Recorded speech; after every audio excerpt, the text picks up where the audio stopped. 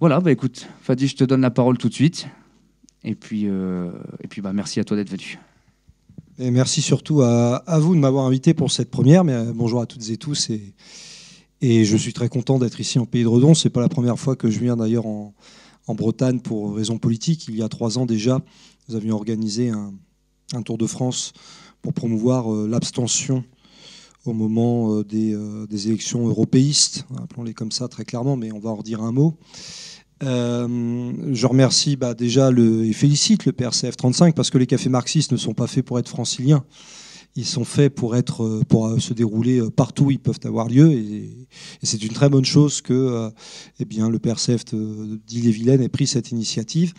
Juste pour la petite anecdote à ce sujet, ces cafés ont été organisés en Ile-de-France à partir de septembre 2017. Le premier avait eu lieu en septembre-octobre, donc quelques mois après l'élection d'Emmanuel Macron. Et depuis, c'est vrai que alors on a dû faire face au Covid, au confinement, enfin pas mal de choses, mais globalement, on a réussi à trouver une certaine constance. Et je trouve que pour une première ici en Bretagne, c'est très encourageant parce que quand nous avions fait le premier en Ile-de-France, on était à peu près le même nombre, voire un peu moins. Donc je trouve que c'est une première très encourageante pour le coup. Et en effet, c'est un café qui est là pour exposer, pour évoquer les problèmes, pas forcément d'actualité immédiate comme on va le faire là, mais là, comme le rappelait à juste titre Gilliatt, l'actualité est telle que ça va faire le lien avec le message que nous développons ici au PRCF partout en France. Mais à la base, c'est aussi pour justement parler des différents débats qui existent d'un point de vue historique, économique, politique, géopolitique. Et c'est vrai que la revue Étincelle en particulier, à laquelle d'ailleurs n'importe quel camarade du PRCF peut contribuer. Il n'y a absolument aucune exclusive à ce sujet. La revue Étincelle, notamment, joue ce rôle dans la bataille pour l'hégémonie culturelle, parce que d'ailleurs, on va voir que c'est un des enjeux centraux de la période dans laquelle nous nous trouvons, la bataille pour l'hégémonie culturelle. Nous n'inventons rien en disant cela. Mais dans le cadre notamment de ce qui est en train de se passer à l'est de l'Europe et la façon surtout dont ce qui se passe à l'est de l'Europe est évoqué dans les médias, aux ordres, et par un certain nombre d'universitaires sur lesquels il y aurait pas mal de choses à dire, on va dire, la bataille pour l'hégémonie culturelle, en plus de la bataille pour l'alternative rouge tricolore, mais de fait c'est lié, est plus que jamais indispensable. On va y venir parce que de toute façon, lorsque ce café était organisé pour parler de l'alternative rouge et tricolore, il y avait l'idée aussi d'évoquer, tu as parlé du combat pour la paix, du combat contre la fascisation aussi. De fait, c'est lié, d'ailleurs, au demeurant. Et l'Ukraine offre un très bon exemple, dans le fond, de ce double combat pour la paix et contre la fascisation. D'abord, quand même, présentons l'alternative rouge et tricolore. C'est quand même un petit peu l'idée. PRCF, cela depuis le début, est défendu l'idée d'associer, d'ailleurs ce n'est pas une idée nouvelle au demeurant, c'est une idée qui remonte à minima, en réalité même plus loin, mais à minima aux années 1930, lorsque le PCF associait le drapeau rouge et le drapeau tricolore. Et en réalité, j'insiste, et je le dis notamment parce qu'on peut se faire interpeller parfois, notamment à Paris, mais je sais qu'en Bretagne, ça peut être aussi possible, par exemple à Rennes, on se fait interpeller par quelques anarchistes, etc., en disant « Ouh là là, mais vous avez le drapeau de la bourgeoisie colonisatrice, le drapeau de la France, etc. » Ce qu'ignorent a priori ces personnes, c'est que le drapeau tricolore était également présent sur les barricades de la Commune en 1871. Certes, le drapeau rouge dominait, mais que Versailles se battait à l'époque, je dis bien Versailles parce que l'Assemblée nationale était réfugiée à Versailles à ce moment-là, se battait non pas pour le drapeau tricolore, mais pour le drapeau blanc, celui de la monarchie. Celui de la monarchie dont est d'ailleurs nostalgique Emmanuel Macron, nous en reparlerons. Et je ne plaisante pas quand je dis ça, vous verrez.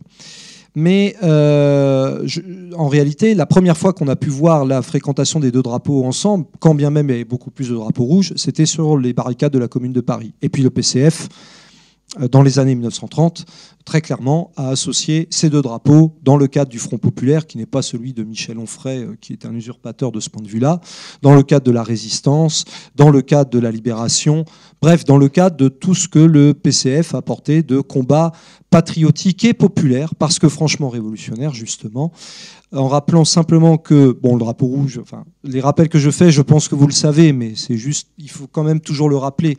Le drapeau rouge, c'est le drapeau de l'internationalisme prolétarien, et le drapeau tricolore, c'est le drapeau de la Révolution française, une Révolution française qui, ne l'oublions pas, a été certes dans un premier temps menée activement par la bourgeoisie en 1789, mais qui a pris un tournant beaucoup plus populaire à partir notamment de 1793. Sous l'égide des sans-culottes et des montagnards, avec en particulier Robespierre.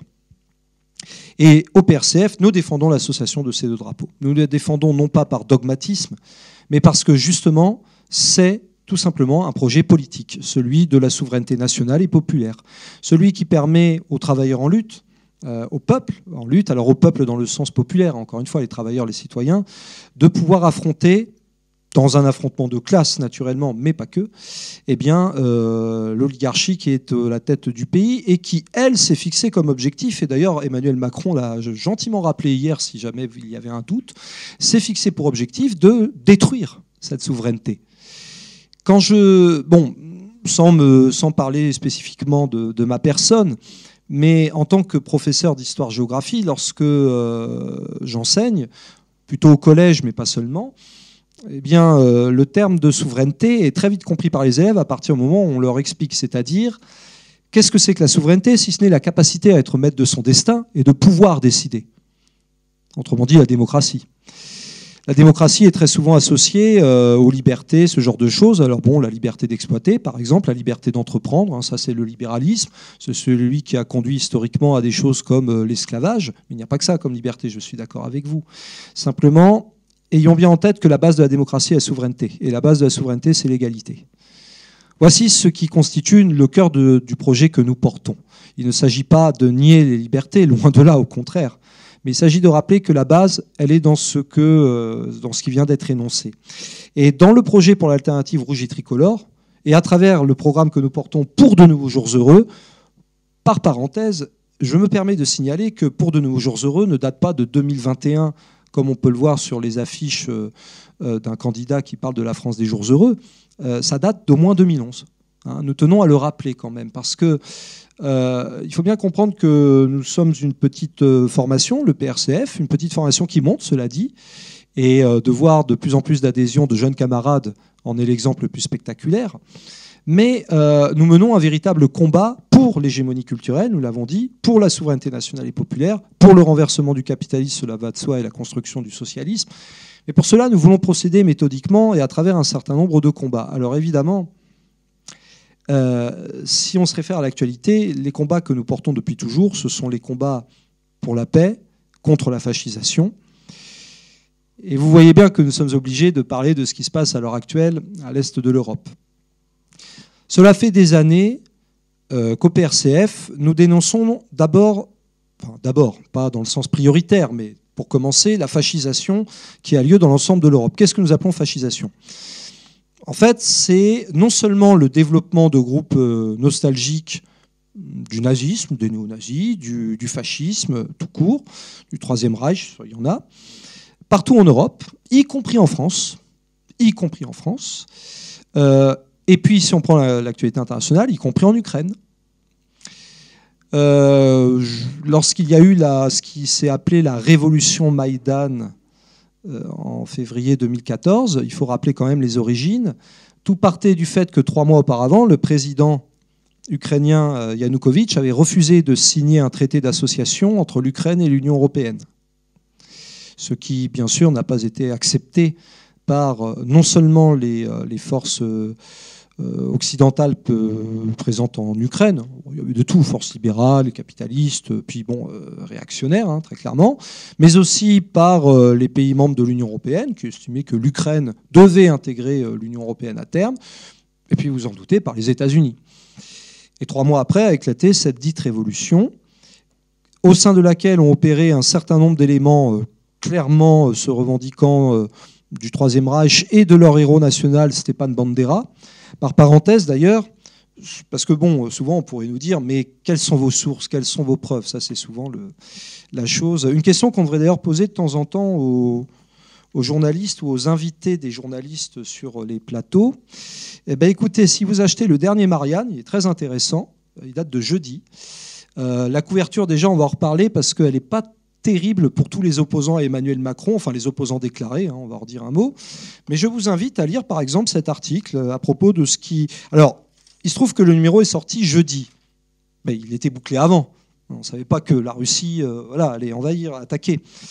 Mais je vous conseille de lire l'article « Les nationalistes attendent leur tour » avec 3 points, où vous découvrirez la joie de ces gentils groupes qui ont pris le pouvoir à Kiev et en tout cas sévissent dans les rues non seulement de Kiev, de Lviv, d'autres villes, Kharkov, mais aussi ont mené la guerre à partir de février 2014 dans les républiques de Lugansk et de Donetsk, dans le Donbass. Et à ce sujet, je tiens quand même à rappeler que la guerre en Ukraine a débuté il y a 8 ans. Elle n'a pas débuté il y a 2 jours. Elle a débuté il y a 8 ans, lorsque les forces de Kiev ont refusé que les républiques populaires de Lugansk et de Donetsk, où on parle russe, et je le précise parce que l'une des toutes premières mesures avait été d'interdire l'enseignement et la présence administrative du russe dans l'ensemble de l'Est de l'Europe, de l'Ukraine, pardon, et notamment dans ces deux oblasts, dans ces 2 républiques. Par conséquent, cela a débouché sur la proclamation, l'autoproclamation des républiques de Lugansk et de Donetsk. Et à partir de là, il y a eu une guerre, et France Info récemment indiquait qu'en 8 ans, il y a eu 14 000 morts. Il faut quand même le rappeler, des 2 côtés. Il ne s'agit pas de faire une comparaison. Mais la guerre, en réalité, a déjà débuté il y a 8 ans. Alors vous allez me dire, quel rapport avec l'alternative rouge tricolore? Et le rapport est très simple. C'est que lorsque nous avons lancé ce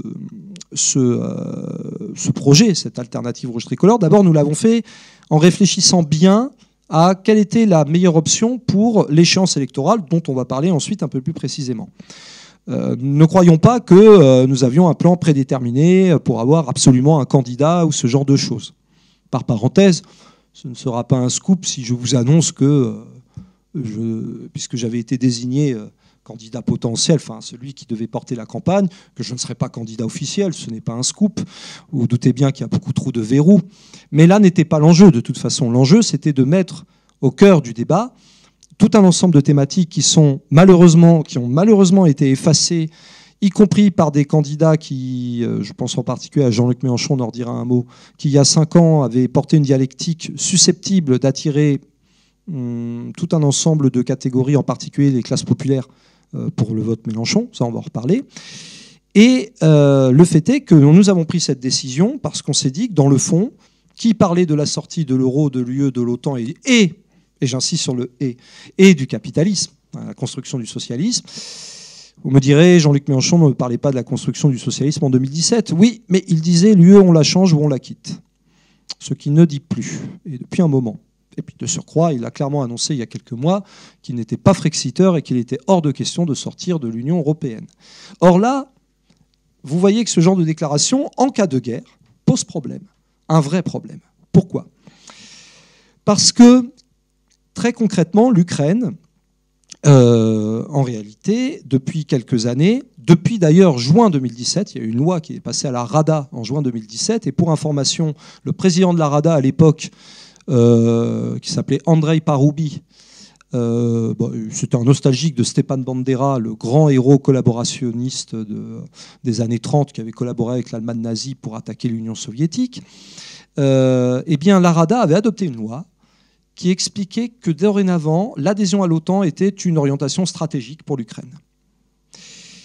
Et quel que soit d'ailleurs, là on va en reparler, de l'offensive, l'attaque russe qui a eu lieu contre l'Ukraine, et que nous ne pouvons que désapprouver sur le principe, mais il faut également regarder qu'est-ce qui se passe depuis plus de 30 ans, depuis la chute de l'Union soviétique de fait. Eh bien écoutez, depuis plus de 30 ans, et je pense que ça ne nous aura pas échappé, nous voyons une extension de l'OTAN, très clairement, dans l'ensemble de l'Europe. Il faut préciser que l'OTAN est déjà aux frontières de la Russie. On parle de l'Ukraine. Mais les pays baltes sont membres de l'OTAN. La Roumanie est membre de l'OTAN. Par conséquent, l'OTAN est déjà aux frontières de la Russie. Je n'ose imaginer si les Russes avaient gardé le pacte de Varsovie dissous en juillet 1991 et qu'ils l'avaient étendu au Mexique. Et je n'ose imaginer si les Russes avaient eu l'idée d'installer des fusées à Cuba. Mais voyez-vous, pourquoi tout ceci, il faut le dire? Parce que l'OTAN n'est qu'un bras armé pour les États-Unis et j'insiste sur le et pour l'Union européenne, partenaire stratégique de l'OTAN depuis 20 ans désormais, depuis 2002. Et quand on écoute le discours d'Emmanuel Macron d'hier, il est très intéressant parce que, il est dans la continuité des discours précédents, si vous voulez. Emmanuel Macron explique la chose suivante. Alors, il explique pourquoi il y a la guerre selon lui, ou plutôt il n'explique pas trop d'ailleurs, et il en arrive à la conclusion suivante, la fuite en avant. C'est-à-dire, dorénavant, pour faire face, il faut plus de souveraineté européenne. Sur le plan militaire, sur le plan technologique, sur le plan industriel, sur le plan je ne sais quoi. Ceci est une constante chez Emmanuel Macron. Mais qui dit souveraineté européenne dit en fait Union européenne. Et permettez-moi d'insister sur une chose concernant l'histoire de la construction européenne dont, dorénavant, tous les candidats, on va dire, ne veulent plus sortir. Au passage, il est fort probable qu'il n'y ait absolument aucun candidat favorable au Frexit puisque François Asselineau n'aura très vraisemblablement pas ses 500 parrainages pour être candidat officiel. C'est une petite parenthèse. Mais il faut insister sur le fait que la construction européenne, d'abord, a débuté dans les années 1920, à minima. Je dis bien dans les années 1920. Et d'entrée, elle a été conçue comme un instrument de guerre, je dis bien un instrument de guerre, contre les combats des travailleurs, contre l'Union soviétique naissante, et contre, j'insiste là aussi sur ce point, contre les souverainetés nationales et populaires. Et d'ailleurs, vous savez, parmi ceux qui ont beaucoup contribué dans les années 1920 à la construction européenne, parce que ça a existé, je parle bien de construction européenne, je ne parle pas de paroles en l'air, vous avez un dénommé Coudenhove-Kalergi, qui était un comte autrichien, qui avait publié un ouvrage qui s'appelait « Saint ou héros », en parlant de lui-même. Il se demandait s'il était saint ou héros, les deux à la fois probablement dans son esprit, et qui avait très bien expliqué ce qu'était le projet européiste dans le fond. Il expliquait, les peuples, pour faire simple, sont des gens qui n'ont rien compris, un peu turbulents, et puis en plus ils demandent parfois quelques acquis sociaux, on va dire, et ils n'ont pas compris l'enjeu central. L'enjeu central, c'est de faire une espèce de gros machin supranational au-dessus des nations, souverain, avec à sa tête des gens qui, eux, sont éclairés, qui ont parfaitement compris comment fonctionnait la vie politique, etc. Ce qu'on appelle l'aristocratie, en quelque sorte. Et même l'oligarchie, même si lui était un comte, donc il était plus dans la logique aristocratique des choses. Et puis après la Seconde Guerre mondiale, tout un ensemble de projets qui, en fait, existaient déjà dans les années 20 sont revenus. La CECA, elle existait en 1926 sous le nom d'Entente internationale de l'acier, le cartel de l'acier. Et pourquoi je vous dis tout ça? Parce que le premier acte de la construction européenne, en réalité, ce n'est pas la CECA, justement, c'est l'Organisation européenne de coopération économique, l'OECE, qui a été créée en avril 1948 et dont l'objectif était de mettre en œuvre le plan Marshall. Donc d'entrée, la construction européenne est liée aux États-Unis. Et l'année suivante, l'OTAN est mise en place. Tout est déjà, si j'ose dire, dans les cordes.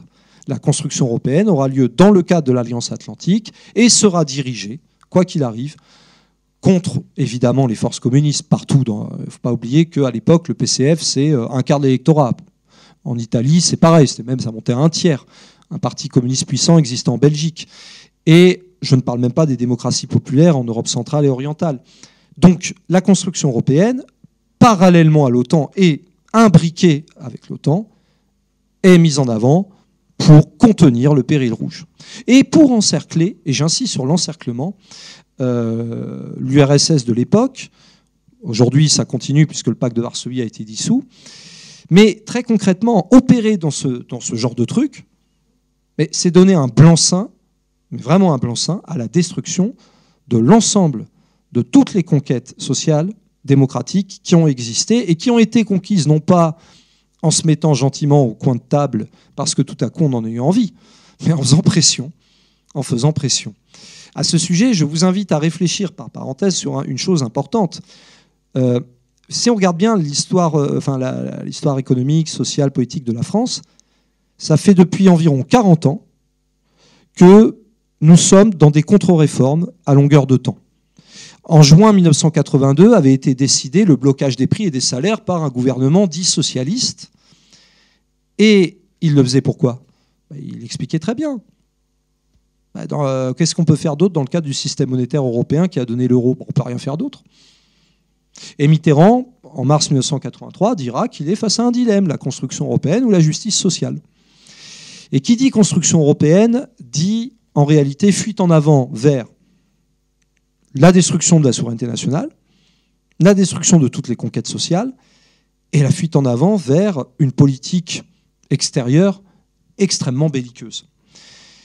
Et il n'est pas étonnant de voir, d'ailleurs, Emmanuel Macron, et il n'est pas étonnant de voir une chose, je ne sais pas si vous avez fait attention, enfin je pense que oui, mais vous avez dû constater qu'à l'Élysée, dans la rue, on voit les drapeaux de l'Ukraine, forcément, puisque ils vont défendre le gouvernement ukrainien, et puis le drapeau de l'Union européenne. Mais même pas le drapeau de la France. Il n'existe plus. Et d'ailleurs, c'était assez amusant de constater que lorsque la France a pris la présidence du Conseil européen, j'insiste du Conseil européen, pas du Conseil de l'Union européenne, du Conseil européen. C'est quoi la différence ?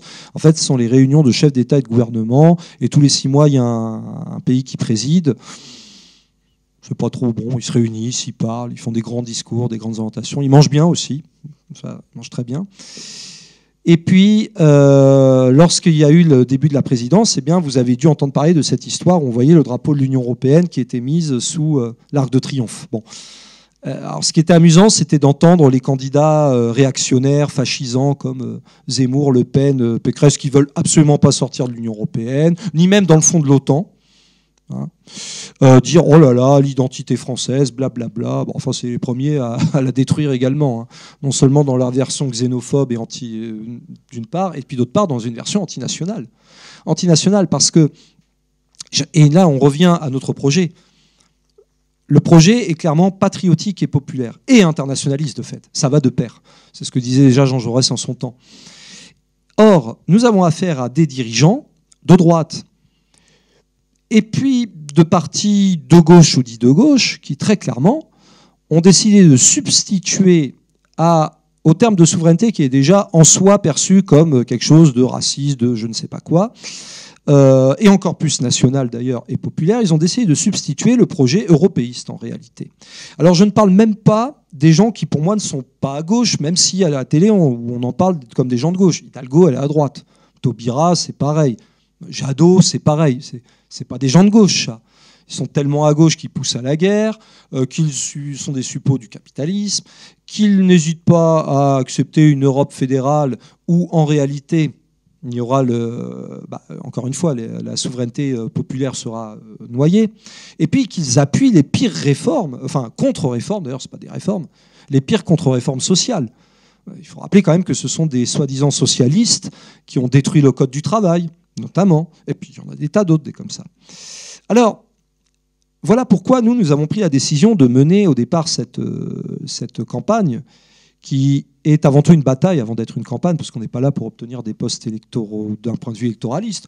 Naturellement que si, on va dire clairement par miracle, on n'est pas prêt pour le moment, a priori, pour l'avoir, mais si nous pourrions avoir un député, par hasard, eh bien écoutez, il est clair que nous porterions le combat au sein de l'Assemblée nationale, même si nous savons très bien qu'il serait déjà pipé d'avance.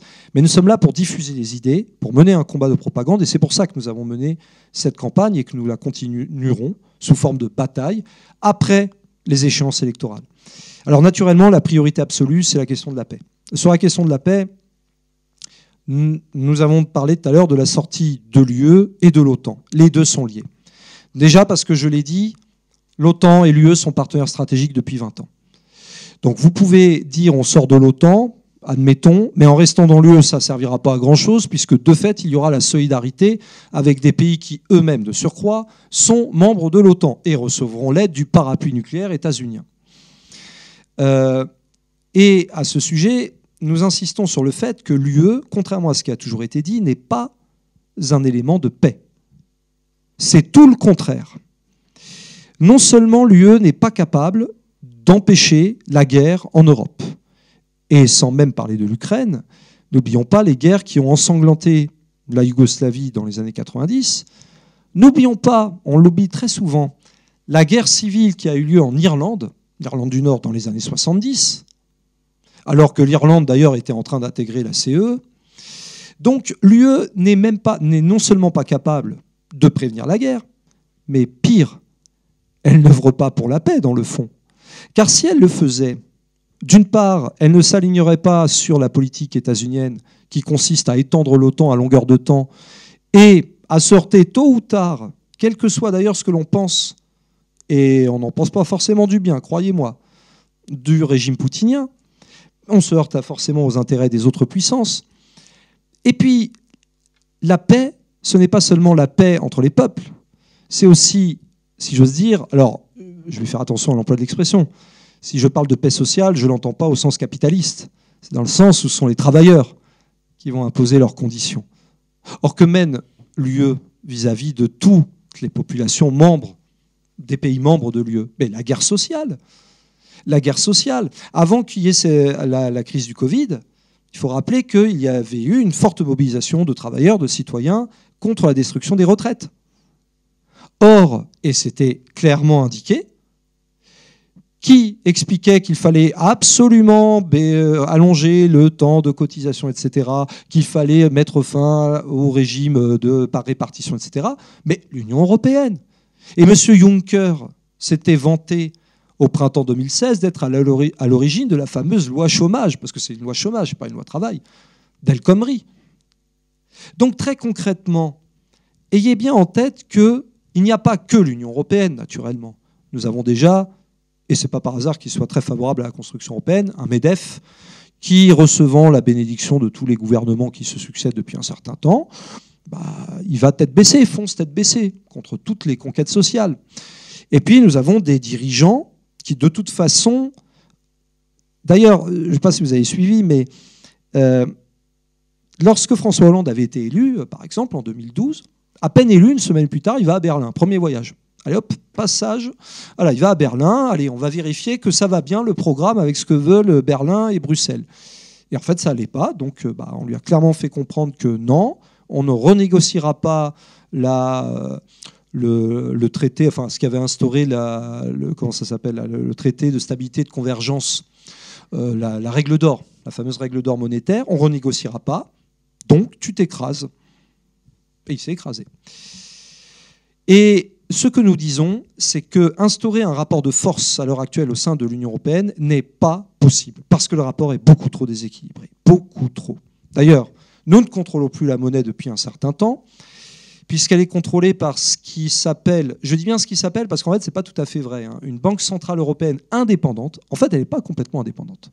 Elle n'est pas complètement indépendante, d'abord parce que les critères qui ont été fixés ont été validés par la Cour constitutionnelle de Karlsruhe en Allemagne, et que, par ailleurs, ce ne sont que les critères qui étaient exigés par la Banque centrale de Francfort.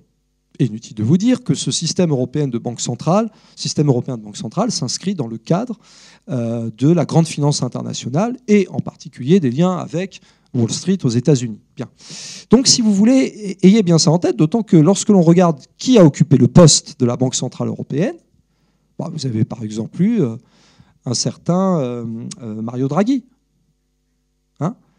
Et Mario Draghi avait un parcours de banquier notable, on va dire, aux États-Unis, chez Goldman Sachs. Et maintenant, d'ailleurs, c'est lui qui dirige le Conseil en Italie, président du Conseil.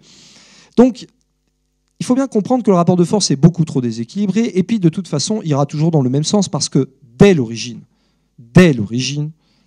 la construction européenne est perçue comme une machine, est conçue comme une machine de guerre par ses concepteurs.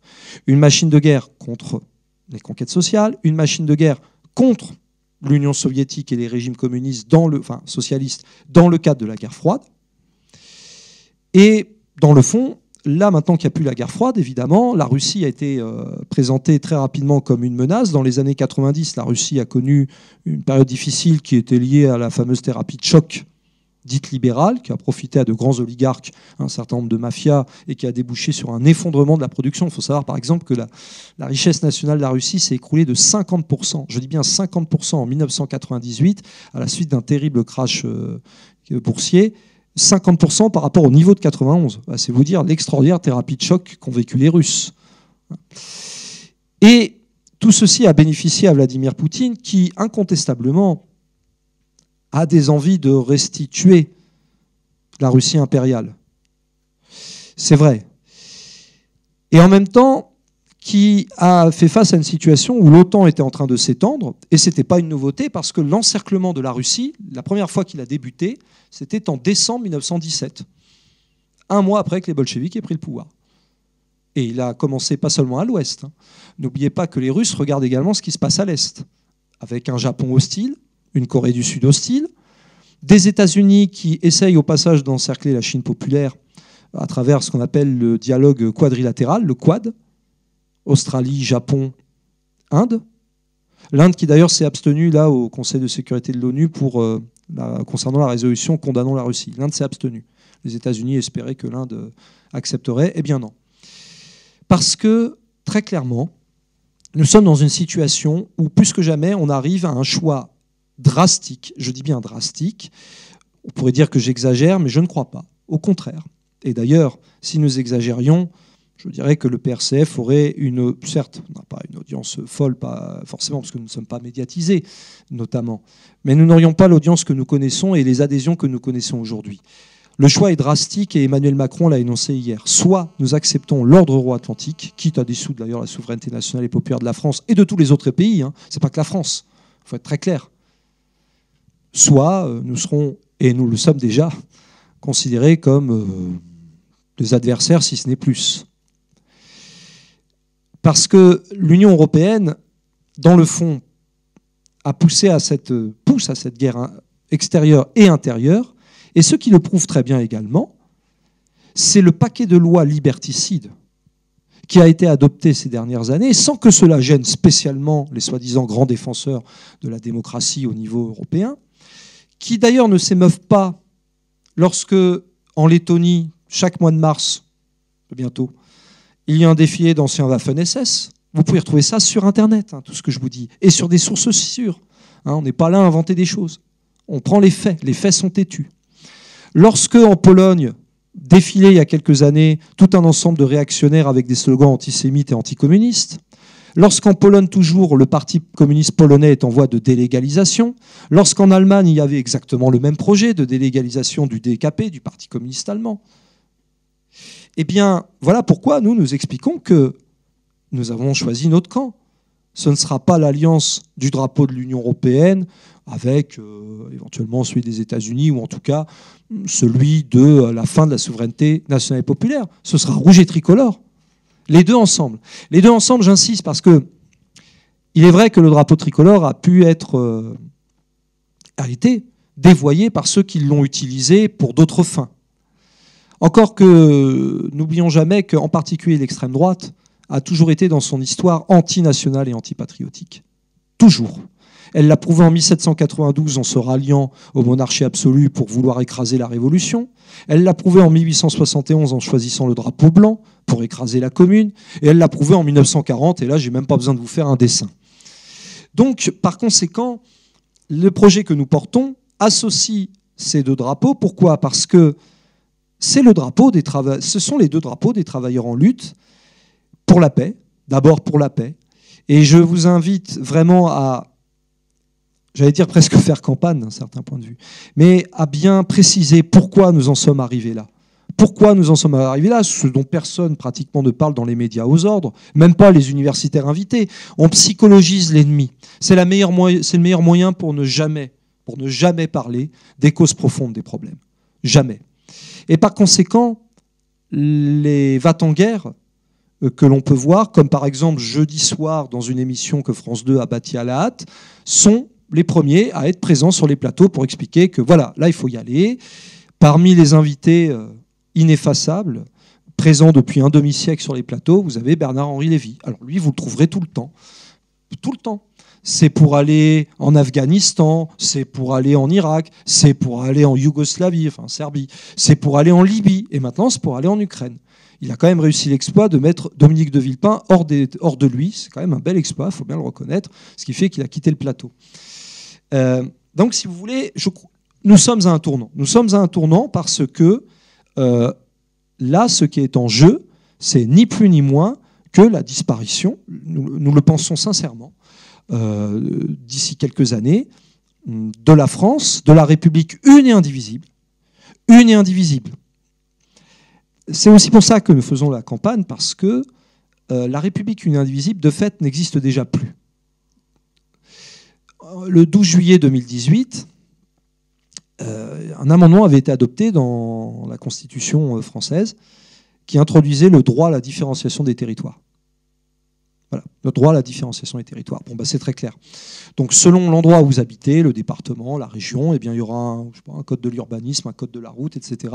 Et même, il faut signaler, parce que c'est une des propositions de Valérie Pécresse qui va dans ce sens-là, vous avez peut-être entendu récemment que Valérie Pécresse proposait que les peines appliquées pour des délinquants, ce que vous voulez, ne soient pas les mêmes selon les territoires en France. C'est la disparition pure et simple du cadre uni et indivisible de la République. Il faut d'ailleurs rappeler que c'était la devise de la Première République, unité et indivisibilité de la République. Liberté, égalité, fraternité. Ou la mort, d'ailleurs. Souvent le ou la mort. C'est pour ça que nous considérons que cet enjeu est central, puisque dans le cadre de l'évolution de la marche à la guerre, malheureusement, et de la fascisation réelle, et qui concerne la France, qui aurait imaginé que nous aurions un nostalgique de Pétain, de Maurras et de l'Algérie française à pratiquement 16% dans les sondages par moment. Et si on ajoute à sa comparse qui, dans le fond, bon, peut-être, c'est même pas certain, mais qui a hérité de son père, ne l'oublions pas, vous avez un tiers d'extrême droite. Alors évidemment, on pourrait nous dire, mais dans ce cas-là, pourquoi ne pas appuyer le candidat le mieux placé à gauche, comme nous l'avons fait il y a 5 ans? D'abord, c'est un sujet qui est en cours de discussion au sein du PRCF. Aucune des décisions publiques n'a été prise à ce sujet. Ensuite, nous analysons les prises de position. Nous analysons les prises de position. Et ce que nous constatons, c'est que par rapport à 2017, je vous ai parlé tout à l'heure de la dialectique l'UE, on la change, on la quitte, elle a disparu. D'ailleurs, ce n'est plus la France insoumise, c'est l'Union populaire. C'est l'Union populaire. Et rien que le changement de terminologie est assez éloquent. En outre, nous avons pu voir des déclarations assez surprenantes, par exemple sur le statut de la Corse, comparé à la Polynésie française. Bon. Et puis, nous avons entendu parler aussi au meeting de Nanterre du 5 décembre dernier, du fait que la réindustrialisation n'était pas le sujet. Ce qui comptait, c'était de gouverner par les besoins, de répondre aux besoins. Bon. La réindustrialisation, qui d'ailleurs n'est pas possible dans le cas de l'Union européenne, hein, disons-le très clairement, est quand même un sujet, on ne peut pas dire non négligeable pour les travailleurs de ce pays, qui eux savent ce que c'est que de voir une industrie foutre le camp, être délocalisée, voir l'emploi industriel disparaître, etc. Donc dans l'état actuel des choses, il y a un certain nombre de reculs importants par rapport à il y a 5 ans. Alors maintenant, nous avons conscience que nous sommes dans une situation extrêmement délicate, difficile, dangereuse même, du fait de ce qui se passe à l'est de l'Europe et du fait qu'en France même, nous avons des forces fascisantes qui montent en puissance. D'ailleurs, par parenthèse, je vous signale que M. Paroubi, dont j'ai parlé tout à l'heure, qui était le président de la RADA en 2018, avait été accueilli avec les honneurs par M. De Rugy, alors président de l'Assemblée nationale. Donc ça ne le dérangeait pas de serrer la main à un néo-nazi, de s'entretenir tranquillement avec lui, etc. Bon, tout ça, ça ne les dérange pas, hein, dans le fond. Et nous le disons parce qu'à un moment donné, une barricade n'ayant que 2 côtés, il va falloir choisir son camp. Et nous arrivons à une phase où on le voit bien. Gilliatt expliquait tout à l'heure dans la présentation que la guerre qui, pour l'instant, n'a lieu qu'à l'Est, pourrait s'étendre, est au-delà de l'Europe. N'oublions pas qu'au-delà de la Russie, c'est bien la Chine populaire qui est la cible. Et n'oublions pas qu'en Amérique latine, les États-Unis continuent, quoi qu'il arrive, à à travers le blocus, à travers des pressions, à travers une volonté de renverser des régimes par des coups d'État, bon, c'est une tradition, une spécialité états-unienne, continue à vouloir imposer son hégémonie. Son hégémonie. Et en Europe, l'hégémonie passe par l'écrasement de toutes les forces populaires des pays membres de l'Union européenne et par l'écrasement de tout ce qui pourrait être une résistance à cette hégémonie, quand bien même ce n'est pas une résistance populaire et encore moins communiste. Il faut quand même souligner que Vladimir Poutine n'a pas hésité fin septembre dernier à arrêter des membres et notamment des dirigeants du Parti communiste de la Fédération de Russie que nous soutenons, que nous appuyons, puisque le PCFR, dont on ne parle jamais d'ailleurs dans nos médias aux ordres, est la première force d'opposition en Russie. Voilà pourquoi nous sommes engagés dans ce combat qui, à l'heure actuelle, inévitablement, ne peut être qu'un combat pour la paix, mais une vraie paix. Parce qu'on peut dire c'est facile de se battre pour la paix. Oui, mais avec qui? Sous quelles conditions? Là est la vraie question. C'est pas, on peut aller crier dans la rue, oui, on est pour la paix, d'accord. Mais concrètement, comment? Que faire? Laisser s'étendre la machine de guerre euro-atlantique? Continuer à enfermer la France dans cette logique? Et d'ailleurs, si vous avez écouté le discours de Vladimir Poutine lundi soir, ou mardi, je ne sais plus, quand il a expliqué que n'importe quel pays qui oserait s'occuper de la question ukrainienne deviendrait une cible, il ne parlait pas des États-Unis. Soyons bien clairs, les États-Unis sont déjà partis. Ils ont suffisamment semé le chaos, ils se sont déjà mis en retrait, et Joe Biden a été assez clair aussi. Il a dit, bon, l'Ukraine, tant pis, mais ne touchez pas aux pays membres de l'Union européenne. Dès lors, les cibles ne peuvent être que des pays membres de l'Union européenne. Et j'ajoute qu'avec les dirigeants euro-atlantiques que nous avons depuis au moins Nicolas Sarkozy, la France a été embarquée, qui en Libye, sous Nicolas Sarkozy, qui au Mali, et qui maintenant potentiellement à l'Est, dans des guerres qui ne peuvent amener que le chaos, bien sûr, pour les populations locales, et qui ne peuvent que semer un énorme désordre et même la misère en France. Parce que tout l'argent, comme vous savez, il n'y a pas d'argent en France, hein, en tout cas pour les conquêtes sociales. Pour d'autres raisons, il y en a, mais pas pour ça. Eh bien, tout cet argent, il sert à alimenter une machine de guerre, un projet d'Europe de la défense, porté par Emmanuel Macron, un projet de réarmement massif des armées nationales. Et il faut signaler qu'à l'heure actuelle, c'est l'Allemagne qui a le plus gros effort de remilitarisation au sein des pays membres de l'Union européenne. Eh bien, c'est simple. Soit nous continuons dans cette logique et nous faisons croire que nous pourrons changer de l'intérieur, ce qui n'est pas changeable, puisque les règles ont été définies de telle manière que ce ne soit pas changeable, soit nous en finissons une bonne fois pour toutes dans l'intérêt des travailleurs, des citoyens que nous sommes toutes et tous. Si nous y restons, nous y resterons pour de bon. Et si nous voulons en sortir, il faut en sortir de l'Union européenne et de l'OTAN, ainsi bien sûr que de l'ordre capitaliste qui, pour nous communistes, demeure le grand ennemi numéro 1, évidemment. Je vous remercie.